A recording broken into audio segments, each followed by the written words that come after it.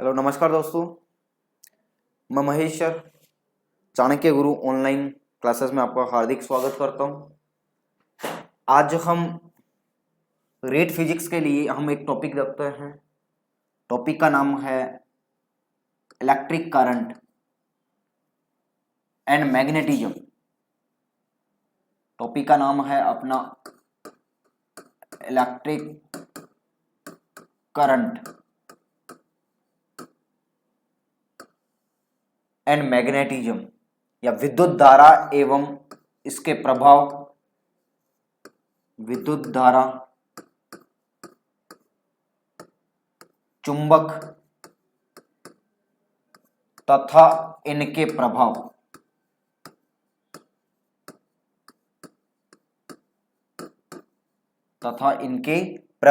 ये अपना टॉपिक है। हम सबसे पहले स्टार्ट करते हैं विद्युत धारा के बारे में। तो विद्युत धारा पढ़ते हैं तो इससे पहले हम बात करते हैं आवेश के बारे में। तो आवेश का मतलब क्या होता है? आवेश का मतलब होता है कि किसी वस्तु का वह गुण जिसके कारण वह अन्य वस्तुओं को क्या करे, आकर्षित करे या क्या करे, प्रतिकर्षित करे। उस गुण को अपन क्या कहते हैं? आवेश कहते हैं। तो आवेश का मतलब क्या होता है? आकर्षण या प्रतिकर्षण का गुण रखना, या आकर्षण या प्रतिकर्षण का गुण है, उसे अपन क्या कहते हैं? आवेश कहते हैं। उसको अपन क्या कहते हैं? आवेश। आवेश दो प्रकार का होता है। नंबर एक होता है पॉजिटिव आवेश और सेकंड नंबर पे बात करते हैं अपन नेगेटिव आवेश। पॉजिटिव का मतलब ये, जैसा मेरे पास में दो वस्तुएं हैं, एक है ए और एक है बी। अगर इससे इलेक्ट्रॉन निकल गया, इलेक्ट्रॉन बाहर निकल रहा है, तो इलेक्ट्रॉन बाहर निकलेगा तो यहां पे इलेक्ट्रॉन की क्या होगी? कमी। तो इलेक्ट्रॉन की कमी किसको प्रदर्शित करती है? पॉजिटिव को। तो यहां पे हम लिख सकते हैं इलेक्ट्रॉन की कमी किसको प्रदर्शित करेगी? धनावेश को। अगर अपन बात करें कि ये जो इलेक्ट्रॉन ए से निकला था, यदि ये इलेक्ट्रॉन किस में जुड़ गया? बी में जुड़ गया, तो यहां पहले इलेक्ट्रॉन थे और इलेक्ट्रॉन जुड़ गए, तो यहां पे इलेक्ट्रॉन की क्या हो गई? वर्दी। और इलेक्ट्रॉन की वर्दी किसको प्रदर्शित करेगी? नेगेटिव को। तो हम लिख सकते हैं इलेक्ट्रॉन की जो वर्दी होगी वो किसको प्रदर्शित करेगी? ऋणावेश को प्रदर्शित करेगी। और इलेक्ट्रॉन की कमी किसको प्रदर्शित करेगी? धनावेश को प्रदर्शित करेगी। हम आगे अपन लेते हैं, आगे अपन बात करते हैं कि आवेश के कुछ गुण होते हैं, इसके गुण। तो आवेश के गुणों के बारे में बात करते हैं तो मैं सबसे पहले बात करता हूं इसका मात्रक। तो आवेश का मात्रक, तो मात्रक अपन निकालते हैं यूनिट। तो यूनिट अपने को पता है कि आवेश का एसआई यूनिट होता है कूलम। एसआई यूनिट क्या होता है? कूलम। और ये जो आवेश का सीजीएस यूनिट होता है उसको अपन कहते हैं स्टेट कूलम। सीजीएस सिस्टम का मतलब होता है कि इसमें लंबाई को सेंटीमीटर में, द्रव्यमान को ग्राम में और समय को किस में? सेकंड में मापेंगे। तो ऐसी पद्धति जिसमें लंबाई, द्रव्यमान और समय सेंटीमीटर, ग्राम और सेकंड में मापते हैं उसको अपन कौन सी पद्धति कहते हैं? सीजीएस पद्धति। अब इन दोनों में एक संबंध होता है कि एक कूलम, कूलम को अपन सी से प्रदर्शित करते हैं। जो आवेश का एसआई पद्धति में जो मात्रक होता है कूलम, इसको हम किससे प्रदर्शित करते हैं? सी से प्रदर्शित करते हैं। तो एक कूलम का जो मान निकलता है वो निकलता है 3 गुना 10 की पावर 9 स्टेट कूलम के बराबर होता है। तो एक कूलम किसके बराबर? 3 गुना 10 की पावर 9 स्टेट कूलम के बराबर निकलता है। अब अपन बात करते हैं कि आवेश कैसी राशि? आवेश एक अदिश राशि। भाई भौतिक राशियां दो प्रकार की होती है, या इनको अपन डिवाइड करें तो तीन प्रकार की भौतिक राशि, एक होती है सदिश, एक होती है अदिश और एक होती है प्रदिश। सदिश का मतलब होता है जिसमें दिशा होती है, उसको अपन क्या कहते हैं, सदिश राशि। और सदिश की मैं बात करूं तो कोई भी भौतिक राशि सदिश कब होगी, जब उसके लिए ये तीन चीजें होंगी। नंबर एक दिशा, भाई जिसमें दिशा होगी उसको सदिश। नंबर दो जिसमें क्या होगा, परिमाण, भाई परिमाण है तो भी क्या है, सदिश। और तीसरे नंबर पे मैं बात करता हूं सदिश के नियम। तो कोई भी भौतिक राशि सदिश कब कहेंगे उसको अपन, जब वो भौतिक राशि किस पे काम करे, या वो भौतिक राशि अपने पास में इन तीन चीजों पे डिपेंड करती है, तो उसको अपन क्या कहेंगे, सदिश राशि। तो अपने पास में सदिश होने के लिए ये तीन नियम का होना जरूरी है, तभी उसको अपन क्या कहेंगे, सदिश। एक होता है अदिश जिसमें केवल क्या होता है, परिमाण होता है, उसको अपन क्या कहते हैं, अदिश। एक होता है प्रदिश, प्रदिश का मतलब होता है जिसमें परिमाण भी होता है, दिशा भी होता है, लेकिन सदिश के नियमों पर आधारित नहीं होता, उसको अपन कौन सी राशि कहते हैं, प्रदिश राशि कहते हैं। आगे अपन पढ़ेंगे। तो आवेश कैसी भौतिक राशि है, अदिश राशि। बात करें आवेश का जो सबसे बड़ा मात्रक होता है, कि आवेश का सबसे बड़ा मात्रक होता है उसको अपन कहते हैं फैराडे। तो आवेश का सबसे बड़ा मात्रक होता है फैराडे। आवेश का बड़ा मात्रक फैराडे होता है। बेटा ध्यान रखना, एक फैराडे होता है और एक होता है फैरड। तो फैरड तो हमारे पास में धारिता का मात्रक होता है, और फैराडे किसका मात्रक है, आवेश का बड़ा मात्रक।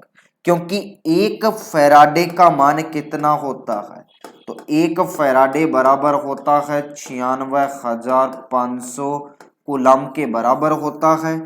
जबकि अपने पास में जो फैरड निकलता है, ये फैरड किसका मात्रक होता है, ये विद्युत धारिता का मात्रक है।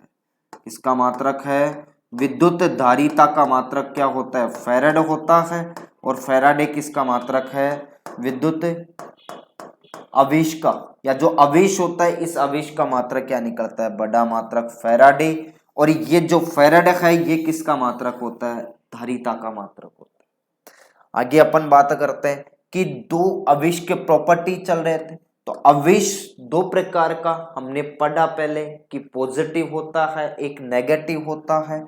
तो समान आवेश, भाई समान आवेश होते हैं वो हमेशा क्या करते हैं, उनके मध्य हमेशा रिपल्सन होता है, या उनके मध्य हमेशा क्या होता है, प्रतिकर्षण।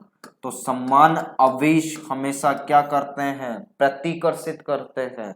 और असमान आवेश की बात करें तो असमान आवेश हमेशा क्या करते हैं, आकर्षित करते हैं। तो समान आवेश प्रतिकर्षित और असमान आवेश क्या करेंगे, आकर्षण होगा। क्या होगा, आकर्षण होगा। एक होता है अपने पास में कि इलेक्ट्रॉन पर द्रव्यमान, भाई इलेक्ट्रॉन पर द्रव्यमान होता है, या इलेक्ट्रॉन पर पहले बात करते हैं आवेश की, या इलेक्ट्रॉन पर मैं ले लेता हूं पहले द्रव्यमान।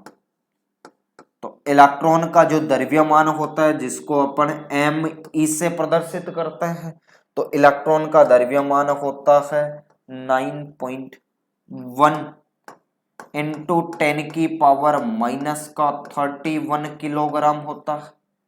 कि जो अपना इलेक्ट्रॉन का द्रव्यमान है वो कितना होता है, 9.1 गुना 10 की पावर माइनस का 31 किलोग्राम। और इस इलेक्ट्रॉन पर यदि हम बात करें कि इस पे आवेश कैसा होगा, तो इलेक्ट्रॉन पर आवेश कैसा होगा, नेगेटिव होगा। कैसा आवेश होगा, नेगेटिव या ऋणात्मक आवेश होगा। और इस इलेक्ट्रॉन पर जो आवेश होता है उसका मान मैं लिख रहा हूं यहाँ पे, इसको मैं QE से लिख दूं कि इलेक्ट्रॉन पर आवेश, और कितना होगा 1.6 इंटू 10⁻⁻⁻19 कूलम के बराबर होगा। तो अपने पास में इलेक्ट्रॉन पर आवेश 9.1 गुना 10⁻⁻31 किलोग्राम और इलेक्ट्रॉन पर आवेश कैसा नेगेटिव, और नेगेटिव भी कितना 1.6 इंटू 10⁻⁻19 कूलम। आगे अपन बात करते हैं कि जैसे बात करें प्रोटॉन, तो प्रोटॉन पर द्रव्यमान या प्रोटॉन का द्रव्यमान, तो प्रोटॉन के द्रव्यमान की बात करूं तो mp से प्रदर्शित करते हैं। तो इसका द्रव्यमान होता है 1.67 इंटू 10⁻⁻27 किलोग्राम। और अपने पास में ये जो प्रोटॉन होता है इस पर जो आवेश होता है, तो इस प्रोटॉन पर आवेश कैसा होता है, पॉजिटिव होता है, और आवेश इलेक्ट्रॉन के आवेश के बराबर होगा कितना 1.6 इंटू 10⁻⁻19 कूलम। आगे अपन बात करें तो न्यूट्रॉन कैसा होता है, न्यूट्रॉन पर कोई चार्ज नहीं होता, तो न्यूट्रॉन कैसा है, उदासीन है। न्यूट्रॉन कैसा है, उदासीन। एक आवेश का एक गुण होता है जो अपने को कम में आएगा विद्युत धारा में, उसको अपन कहते हैं आवेश का क्वांटीकरण। आवेश का क्वांटीकरण। तो ये आवेश का क्वांटीकरण देने वाला वैज्ञानिक का नाम तो था मिलिकन। मिलिकन क्या है, साइंटिस्ट नेम। और अगर अपन बात करें तो अपने पास में आवेश का क्वांटीकरण क्या होगा, Q बराबर Ne, कि कोई भी अपने पास में कंडक्टर है, उस कंडक्टर में यदि अपने पास में n इलेक्ट्रॉन है तो उन सभी इलेक्ट्रॉनों का मान किसके बराबर, आवेश Q के बराबर होगा। यहाँ पे n को अपन कहते हैं इलेक्ट्रॉन की संख्या, n को अपन क्या कहते हैं, इलेक्ट्रॉन की संख्या, और E होता है वो होता है इलेक्ट्रॉन पर आवेश। और इलेक्ट्रॉन पर आवेश अभी अपन ने देखा था कि कितना होता है 1.6 इंटू 10⁻⁻19 कूलम होता है। अब अपन बात करते हैं, अब लेते हैं अपना टॉपिक विद्युत धारा। विद्युत धारा जिसको अपन कहते हैं इलेक्ट्रिक करंट। तो विद्युत धारा का मतलब होता है कि आवेश प्रति सेकंड कितना बहता है, या आवेश के जो प्रवाह की दर होती है उस दर को अपन क्या कहते हैं, विद्युत धारा। तो धारा बराबर मैं लिख सकता हूं, धारा को I से प्रदर्शित करते हैं। तो I बराबर क्या होगा, आवेश बटे वे समय। धारा बराबर क्या होता है, आवेश बटे वे समय। आवेश को अपन किससे, Q से प्रदर्शित करते हैं, और समय को किससे, T से। तो I बराबर क्या हो गया, Q अपॉन T हो गया अपने पास। अब यहां से अपन इसका मात्रक निकालें, तो मात्रक अभी अपन ने निकाला कि जो आवेश होता है, इस आवेश का जो मात्रक निकलता है, तो आवेश का मात्रक निकलता है अपने पास में कूलम्ब होता है। आवेश का मात्रक क्या होता है, कूलम्ब। और समय का मात्रक होता है सेकंड, जिसको अपन एसआई पद्धति में क्या कहते हैं, एम्पियर कहते हैं। तो एसआई पद्धति में अपने पास में धारा का मात्रक क्या निकलता है, एम्पियर निकलता है।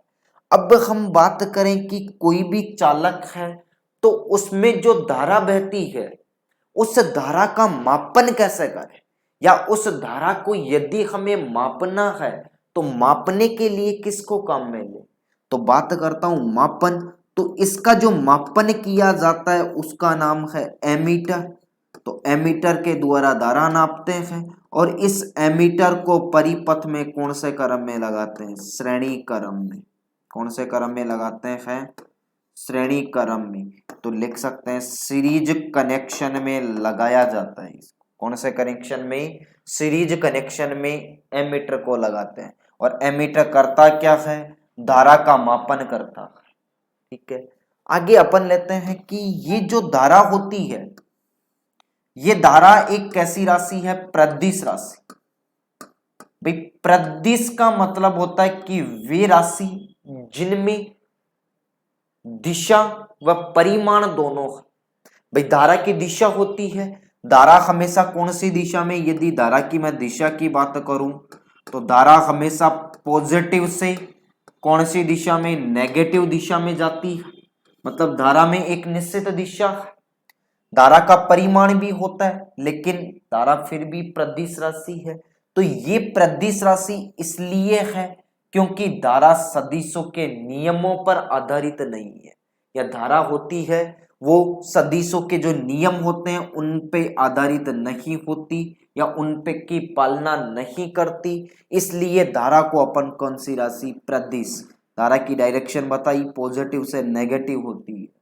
धारा की दिशा कौन सी होती है? पॉजिटिव से नेगेटिव। यदि अपने पास में अभी अपन ने बात किया कि आवेश का जो क्वांटीकरण होता है उसके अकॉर्डिंग Q बराबर क्या होता है? Ne होता है।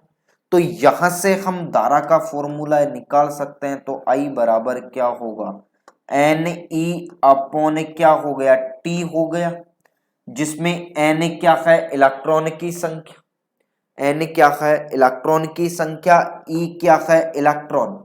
तो I बराबर क्या हो गया अपने पास में? इसको मैं लिख सकता हूं I बराबर Ne अपॉन T। तो ये हो गया अपने पास। नेक्स्ट टॉपिक आगे अपन बात करते हैं। तो अपन बात करते हैं, हमने निकाला कि धारा बराबर I बराबर Ne अपॉन T वाला फॉर्मूला आता है, अपने को पता है। अगर मैं बात करूं कि अपने पास में नोट लगा के बात कर रहे हैं, अपन कुछ स्पेशल पॉइंट की बात करते हैं धारा से रिलेटेड। अगर हम बताएं या बात करें कि यदि एक कूलाम आवेश, चार्ज का मान कितना है? एक कूलाम आवेश, तो एक कूलाम आवेश में इलेक्ट्रॉन की संख्या, तो एक कूलाम आवेश में इलेक्ट्रॉन की संख्या का मान ज्ञात करना है।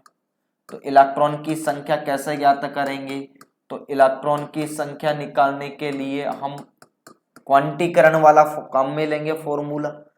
तो Q बराबर क्या होता है अपने पास में? Ne होता है, जहां पे N का मतलब क्या होता है? इलेक्ट्रॉन की संख्या, और E का मतलब क्या होता है? इलेक्ट्रॉन पर आवेश। तो हमें एक कूलाम आवेश में इलेक्ट्रॉन की संख्या का मान निकालना। तो यहां से हम इलेक्ट्रॉन की संख्या, तो N बराबर क्या होगा? N बराबर होगा Q अपॉन E होगा। तो यहां से मेरे पास में Q का मान कितना? एक कूलाम दिया हुआ है हमें, तो एक कूलाम, और इलेक्ट्रॉन पर आवेश कितना? 1.6 इंटू 10 की पावर माइनस का 19। इसका पॉइंट हटाएं, 10 लगा दिया मैंने, इसको 2 से डिवाइड करवा दिया, 8 हो गया। ये कितना हो गया? 5। 8 से डिवाइड करवाएंगे तो N बराबर कितना हो गया? 0.625 इंटू, ये 10 की पावर माइनस का 19 था, ऊपर गया प्लस का हो गया 10 की पावर 19 इलेक्ट्रॉन। या फिर इसको हम ऐसे भी लिख सकते हैं, N बराबर 6.25 इंटू 10 की पावर 18 इलेक्ट्रॉन के बराबर होगा। तो एक कूलाम आवेश में इलेक्ट्रॉन की संख्या कितनी होगी? 6.25 इंटू 10 की पावर 18 इलेक्ट्रॉन के बराबर होगी। अब अपन बात करते हैं, इसी में अपन धारा के और कुछ फैक्ट जानते हैं। जैसे अपन बात करें कि धारा दो प्रकार की, धारा कितने प्रकार की? दो प्रकार। नंबर 1 होती है AC, और नंबर 2 पे अपन बात करते हैं DC। AC का मतलब क्या होता है? कि वह धारा जो समय के साथ बदलती है, कि ये धारा हमेशा समय के साथ में क्या होती है? बदलती है। तो इस डायग्राम को A नंबर का नाम दिया, किसके लिए? AC के लिए। तो समय के साथ बदलने वाली धारा कौन सी? AC। एक होती है DC। तो DC का मतलब क्या होता है? वह धारा जो समय के साथ बदलती नहीं, या समय के साथ क्या रहती है? नियत रहती है। उस धारा को अपन कौन सी धारा? DC धारा कहते हैं। अब एक बात बताते हैं, बात करते हैं कि प्रत्यावर्ती धारा अप एंड डाउन मोमेंट करती है, ऊपर नीचे गति करती है। तो ऊपर नीचे ये प्रति सेकंड जितने बार ऊपर व नीचे जाएगी वो संख्या क्या कहलाएगी, इसकी आवर्ती होगी। तो प्रत्यावर्ती धारा की जो एसी की बात करता हूं, तो एसी की जो आवर्ती होती है वो आवर्ती कितनी होती है, 45 से 50 हर्ट्ज। कितनी होती है, 45 से 50 हर्ट्ज होती है। जबकि डीसी की बात करें तो डीसी में एक स्ट्रेट लाइन गति करती है, तो डीसी की आवर्ती नहीं होती है, डीसी की जो फ्रीक्वेंसी होती है वो क्या होती है, शून्य होती है। बात नंबर आगे अपन बात करें कि एसी प्रत्यावर्ती धारा ऊपर व नीचे जाती है तो इसमें ऊर्जा की क्या होगी, हानि होगी। तो एसी में ऊर्जा की क्या होती है, हानि होती है या एनर्जी लॉस होता है, क्योंकि ऊपर नीचे जाएगी तो एनर्जी का लॉस होगा। लेकिन डीसी धारा बिल्कुल स्ट्रेट लाइन जाती है तो डीसी में ऊर्जा की हानि नहीं होती, एनर्जी लॉस नहीं होता, ऊर्जा हानि नहीं होती। ठीक है भाई। वोल्टेज की बात करें तो वोल्टेज पर कौन सी धारा खतरनाक होती है, भाई प्रत्यावर्ती धारा का वोल्टेज ज्यादा होता है, तो वोल्टेज के आधार पर एसी खतरनाक, क्योंकि एसी का वोल्टेज क्या होता है, प्रत्यावर्ती का वोल्टेज क्या होता है, ज्यादा होता है, और जिसका वोल्टेज ज्यादा होगा वो ज्यादा खतरनाक होगी। तो वोल्टेज के आधार पर कौन सी धारा, एसी। और समान वोल्टेज की बात करें कि ये मेरे पास में एक है एसी एक है डीसी, इन दोनों को 220 वोल्ट का करंट देते हैं, तो इस कंडीशन में अपने पास में कौन सी धारा खतरनाक होगी, डीसी धारा। तो वोल्टेज पर तो एसी, क्योंकि एसी का वोल्टेज ज्यादा होगा तो ज्यादा खतरनाक होगी। और समान वोल्टेज की बात करें तो समान वोल्टेज पर कौन सी धारा, डीसी धारा खतरनाक होती है।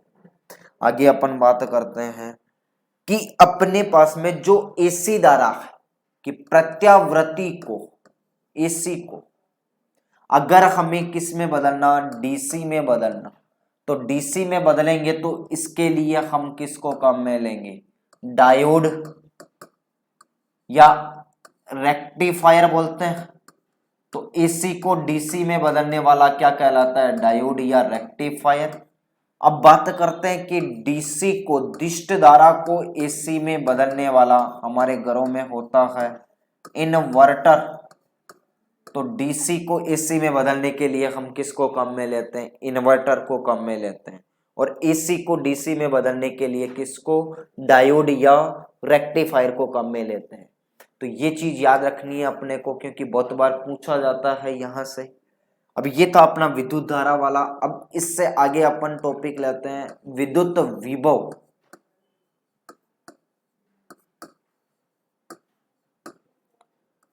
विद्युत विभव भाई, विद्युत विभव की बात करें तो अपन, इससे पहले मैं बात करना चाहता हूं विद्युत क्षेत्र। विद्युत क्षेत्र,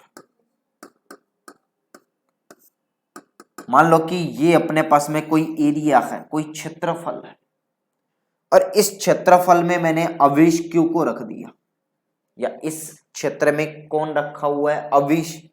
अगर इस आवेश पर क्या लग रहा है, बल लग रहा है, या ये आवेश इस क्षेत्र में रखने पर अपने आप पर क्या अनुभव कर रहा है, बल अनुभव करता है, तो ये जो पूरा क्षेत्र बनता है उसको अपन क्या कहते हैं, विद्युत क्षेत्र कहते हैं।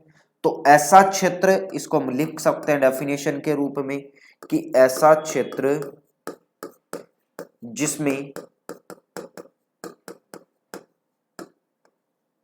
आवेश पर बल लगता है, ऐसा क्षेत्र जिसमें आवेश पर क्या लगता है, बल लगता है, विद्युत क्षेत्र कहलाता है। क्या कहलाता है, विद्युत क्षेत्र। तो इस आवेश पर क्या लग रहा है, बल लग रहा है, तो ये जो एरिया बनेगा वो अपने पास में क्या होगा, विद्युत क्षेत्र होगा। क्योंकि विद्युत विभव में विद्युत क्षेत्र की आवश्यकता होती है। अब मान लो कि ये मेरे पास में दो बिंदु हैं, एक है ए पॉइंट और एक है बी पॉइंट। इन दोनों के बीच में मैंने ले लिया कि यहां पे मेरे पास में है विद्युत क्षेत्र, जिसको अपन किससे प्रदर्शित करते हैं, इससे प्रदर्शित करते हैं। एक अपने पास में आवेश है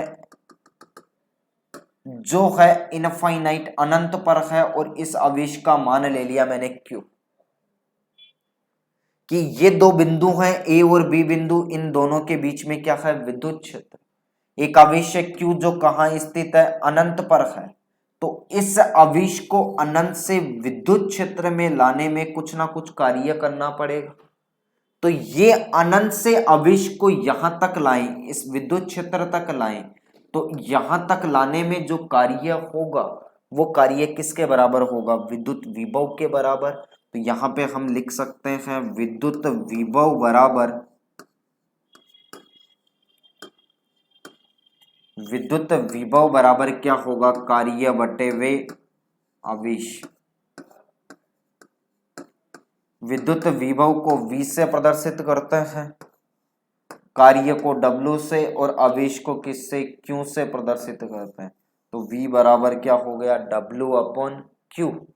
अब ये जो विद्युत विभव होता है ये एक अदिश राशि, विभव कैसी राशि है, अदिश राशि। विभव कैसी राशि है, अदिश, मतलब इसमें दिशा नहीं होती। बात करें इसका अपन मात्रक निकालें तो मात्रक अपन निकाल सकते हैं। तो मात्रक निकालें तो सबसे पहले अपन कार्य की बात करें तो कार्य बराबर क्या होता है, बल गुना विस्थापन। कार्य बराबर क्या होता है, बल गुना विस्थापन।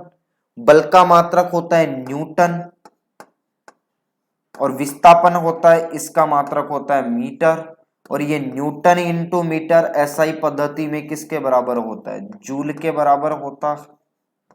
इसके बराबर होता है जूल के बराबर। तो बल का अपने पास में एसआई पद्धति में जो मात्रक निकला है वो कौन सा निकला है, जूल निकला है। तो अपने पास में कार्य का मात्रक निकाल, वर्क विभव का मात्रक निकाल रहे थे, तो अपने सबसे पहले कार्य का मात्रक निकाला। तो कार्य का मात्रक क्या होता है, जूल, क्योंकि अपने पास में V बराबर क्या होता है, W/Q। तो कार्य का तो क्या होता है, जूल, और आवेश का मात्रक होता है कूलम, जिसको अपन C से प्रदर्शित करते हैं। और इस जूल पर कूलम को ही अपन क्या कहते हैं, वोल्ट, या फिर ये जूल पर कूलम होता है किसके बराबर होता है, वोल्ट के बराबर होता है। अब यहां से हम यदि 1 वोल्ट की बात करें तो 1 वोल्ट का मान क्या होगा, तो 1 वोल्ट बराबर क्या होगा, 1 जूल बटे वे 1 कूलम होगा। तो 1 जूल बराबर, या 1 वोल्ट का मान कितना होगा, 1 जूल बटे वे 1 कूलम। ये जो वोल्ट होता है ये विभव का एसआई पद्धति में मात्रक होता है। ठीक है, अब अपन बात करते हैं ये जो एसआई पद्धति है इसका जो स्थापना हुआ था, कब हुआ था, 1960 में। और 1960 में कहा, जेनेवा में। और इसका पूरा नाम होता है स्टैंडर्ड ऑफ इंटरनेशनल या अंतरराष्ट्रीय मात्रक पद्धति। तो 1 वोल्ट का मान कितना होगा, 1 जूल पर कूलम के बराबर। यदि इसका अपन सीजीएस में मान निकालें विद्युत विभव का, तो सीजीएस में विभव अपने पास में स्टेट वोल्ट के बराबर होता है। तो सीजीएस में विभव का मात्रक क्या होता है, स्टेट वोल्ट। और सीजीएस, इस वोल्ट और स्टेट वोल्ट इन दोनों में एक संबंध होता है। और संबंध कैसे निकालेंगे, तो हमें पता है कि कार्य का सीजीएस में क्या होता है, अर्घ। तो 1 जूल का मान कितना, 10⁻7 अर्घ होता है। भाई 1 जूल का मान कितना होता है, 10⁻7 अर्घ। जबकि 1 कूलाम का मान, अभी अपन ने देखा था लास्ट, तो 1 कूलाम बराबर 3 गुना 10⁹ स्टेट कूलाम। तो इन दोनों का यदि अपन क्या रखते हैं, वैल्यूज रखते हैं, तो इन दोनों का यदि अपन मान रखें तो इनका मान रखेंगे तो अपने पास में वो वैल्यू अर्ग बटे हुए स्टेट कूलम किसके बराबर होगा, स्टेट वोल्ट के बराबर होगा। तो हम बात करें तो 1 वोल्ट बराबर, भाई 1 जूल का मान 10⁻7 अर्ग होता है। तो 10⁻7 अर्ग बट्टे वी। एक कूलम का मान 3 गुना 10 की पावर 9 स्टेट कूलम, तो 3 इंटू 10 की पावर 9 स्टेट कूलम। अब हमें पता है कि अर्ग बट्टे वे स्टेट कूलम, अर्ग बट्टे वे स्टेट कूलम ये होता है स्टेट वोल्ट के बराबर होता है। किसके बराबर होता है? स्टेट वोल्ट के बराबर होता है। तो अपने पास में ये 10 की पावर 7 नीचे लेके गए, माइनस का हो गया, 10 की पावर 2 हो गया। तो 1 वोल्ट का मान 1/3 इंटू 10 की पावर 2 स्टेट वोल्ट के बराबर होता है। या फिर इसको अपन ऐसे भी लिख सकते हैं, 1 वोल्ट बराबर, भाई डिवाइड करके लिख दे तो 0.33 इंटू 10 की पावर माइनस का 2 स्टेट वोल्ट हो गया।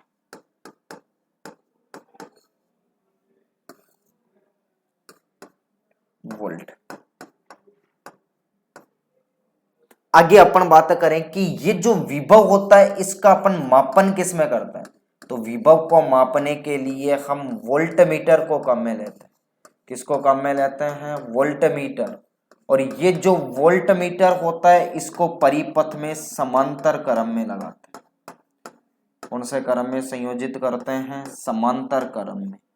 तो विभव का मापन किसके द्वारा? वोल्ट मीटर के द्वारा। और वोल्ट मीटर को परिपथ में समांतर क्रम में लगाते हैं। इसी के साथ में हम आगे का क्वेश्चन नेक्स्ट क्लास में देखेंगे।